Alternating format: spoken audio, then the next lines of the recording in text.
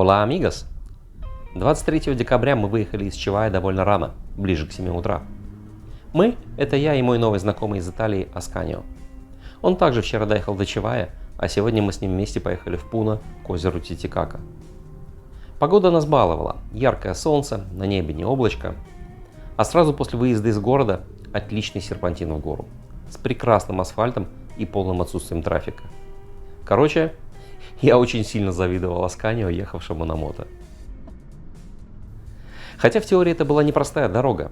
Чивай находится на высоте 3500 метров, а дорога шла наверх через перевал Патапампа, высота которого, как показал потом мой GPS-трекер, 4903 метра. Это одна из самых высоких асфальтированных дорог Перу. Я не нашел ни одного перевала выше него. И вот именно из-за таких высот я и не рискнул ехать в Перу на мото. Не знал, как отреагирует организм на такие условия. Подъем шел по южным склонам каньона Колка, и периодически с дороги были виды на долину, которые захватывали дух. Мы даже остановились пару раз, чтобы насладиться этими пейзажами. Тот же Чивай был виден просто как на ладони.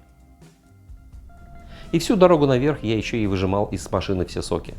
Пытался не отставать от Асканио.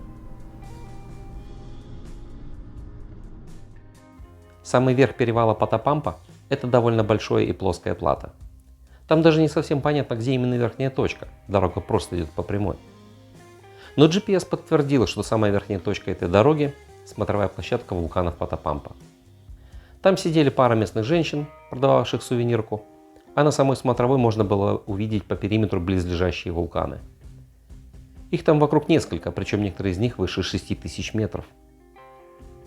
А с обеих сторон вокруг дороги и площадки просто туча забавных каменных конструкций. Это апачеты, насыпи из камней, сложенных в конической форме. Исторически инки их делали как подношение богини Пачамаме, матери Земле, или божествам мест на сложных участках дорог. Сейчас их делают путешественники как талисман для исполнения желаний и безопасности в пути. Мне это место почему-то очень сильно понравилось, даже созрел там на покупку пары сувениров. А дальше была территория альпак и викуний.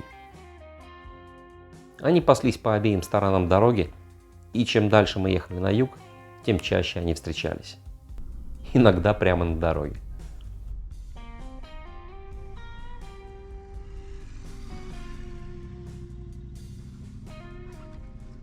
Была пара ситуаций, когда на выходе из поворота я чуть не словил на капот группу викуний, которые решили перебежать дорогу прямо передо мной.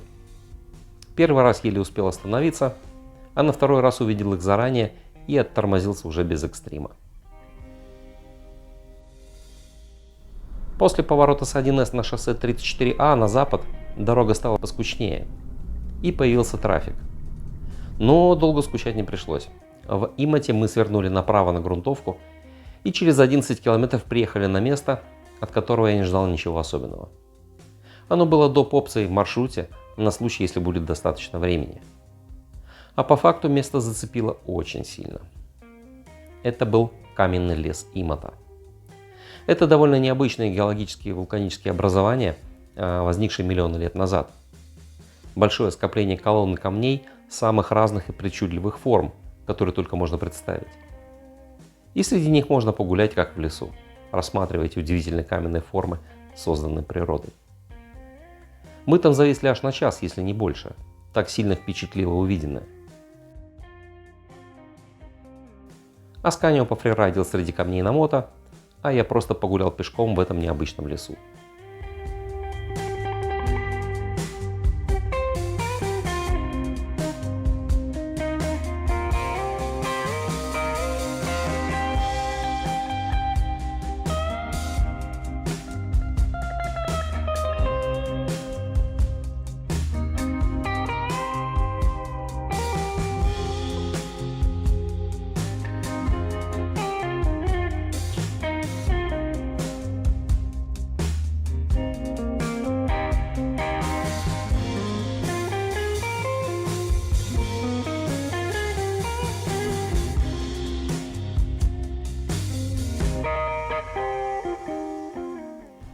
Оставалось только доехать до Пуна, где у меня были планы успеть съездить до заката до одного пляжа на озере Титикака.